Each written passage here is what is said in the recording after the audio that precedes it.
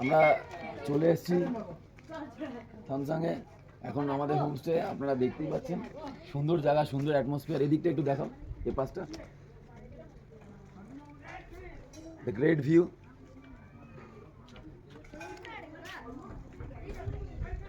Post করো, এদিকে আসো।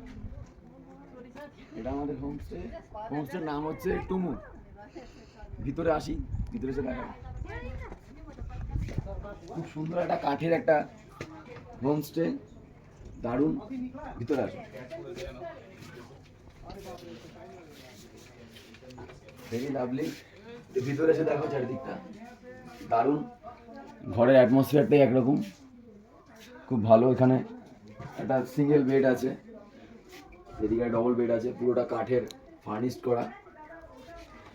সুন্দর সুন্দর বসার ইয়ে রয়েছে, বাথরুম। এটা ওয়েদারটা কেমন লাগছে এখানে?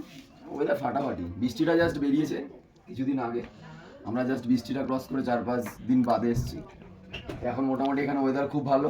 আমি সবাইকেই বলবো যে এখানে ভিজিট করো, এখানে আসো। এখানে ট্যুরিস্টদের জন্য আলাদাভাবে ভালো খুব ব্যবস্থা করা হয়েছে, কোনো অসুবিধা হবে না। সবাই মিলে আসো, ফ্যামিলি নিয়ে আসো। আমরা আসলে এদেরও ভালো লাগবে, এই জায়গাটা ভালো লাগবে। আমাদের উপর ডিপেন্ড করে এদের সব কিছু চলে।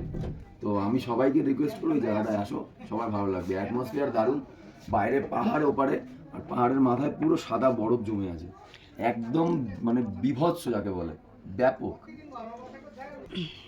এর ভিতর থেকে মোটামুটি দেখো, বাইরে ওখানে মোটামুটি পুরো পাহাড়টা এখন একটু আবছা আছে, কারণ একটু ফগি ওয়েদার আছে বলে।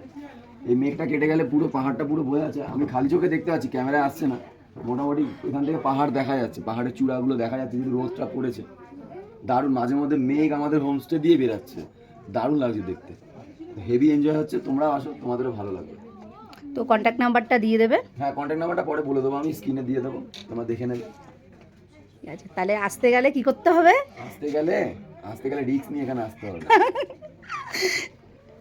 ঠিক আছে, আমরা তো হেভি এনজয় করবো।